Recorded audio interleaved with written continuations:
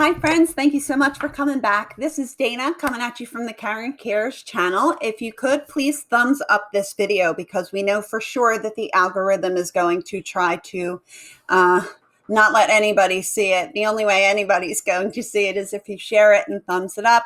Interaction, the comments, that really helps a lot too. Thank you so much for being here. We are going to jump right in.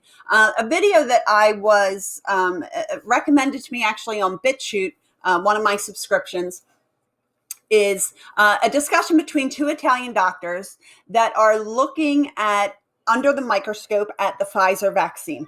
Okay, so when they zoom into the Pfizer vaccine, they are seeing moving, living organisms. Now, they do mention, perhaps Morgellons, but then I was sent this article, and this is where it starts to get juicy. Charles Lieber developed a technology back in 2011 for virus size transition. I can say it, I promise, virus size transistors. Now, this mentions in the article, imagine being able to signal an immune cell to generate antibodies that would fight bacteria or even cancer. That fictional possibility is now a step closer to reality with this development of a biocompatible transistor the size of a virus. Hyman professor of chemistry Charles Lieber and his colleagues used nanowires to create a transistor so small that it can be used to enter and probe cells without disrupting the intracellular machinery. These nanoscale semiconductor switches could even be used to enable two-way communication with individual cells. Why does any of this matter? Well, so many of my friends have gone out and gotten a Pfizer shot. And I respect their right to do so. I truly, truly do. I think that everybody deserves the right to make informed decisions about medical procedures that happen to them or their bodies or to their babies. And I think that we all have an obligation to be as informed as possible and not abdicate our responsibility and just say, oh, I'm going to follow whatever my doctor recommends, or it's easier to just not have to argue with my doctor about it. Okay, I mean, you do you. Everybody has that right. I respect your individual liberty and hope that you would respect mine. The basis, though, of informed consent is information. And if you don't have all of the information, then you cannot possibly make a true informed decision. And so where I get my,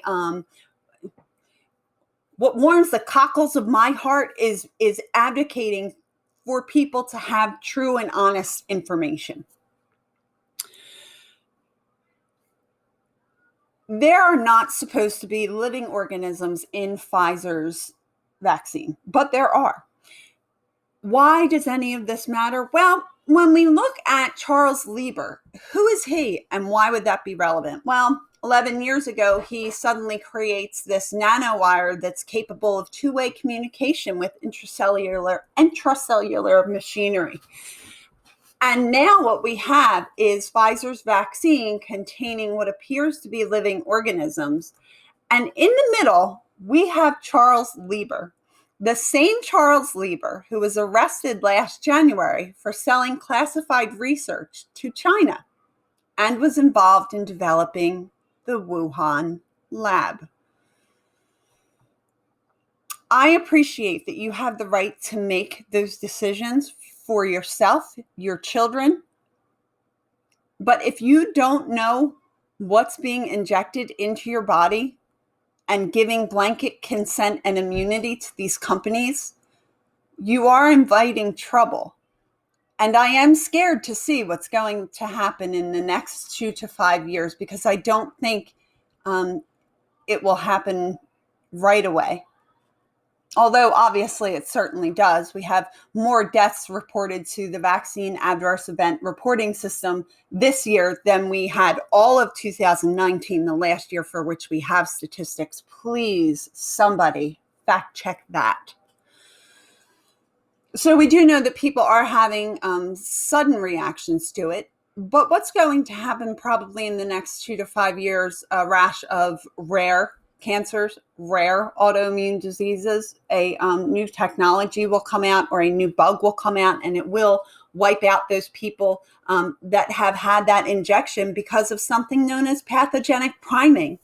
Um, look these look these words up and find out for yourself. I am just a crazy lady on the internet who is asking for likes on a video, and I could be totally wrong. For myself, I am definitely not going to be getting that shot. I would recommend anyone that I love and care about not to get the shot. I would recommend that there are other things you can do to improve the health of your body and immune system so that something such as COVID wouldn't be able to take a hold in your body and cause damage. But we also need to face the facts that we are all mortal. We are all going to die, and it very well may be COVID that takes me out. As someone who is high risk because of the plethora of autoimmune diseases that I'm dealing with, I don't think you have to wear a mask for me. I don't think you have to get a shot for me. I don't think you are in any way obligated to protect me or my health. That's my job. If you got the vaccine to protect yourself, I appreciate and respect that you were able to do that. But I don't think you were given all of the information. I wish the best for anyone that has chosen to get the vaccine.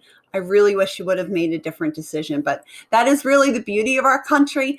One of the things that I do love about Philadelphia when we talk about the culture is the various cultural representations that we have here, not just internationally, but in different neighborhoods that we have different ways that we parent or different belief systems, philosophies, political systems, and that we can all come together over the things that we love and appreciate about one another.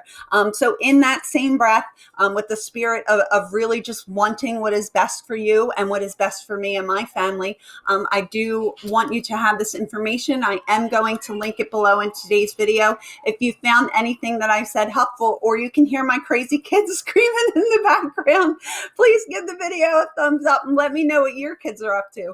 Are you going to be making them a guinea pig anytime soon? I mean, it's not for me, but I get it. All right. I love you guys so much. Thank you for tuning in and putting up with me. Remember, I am just a crazy lady on the internet. I'm going to link some of these things below and hope that I don't get shadow banned. Bye, guys. Take it easy.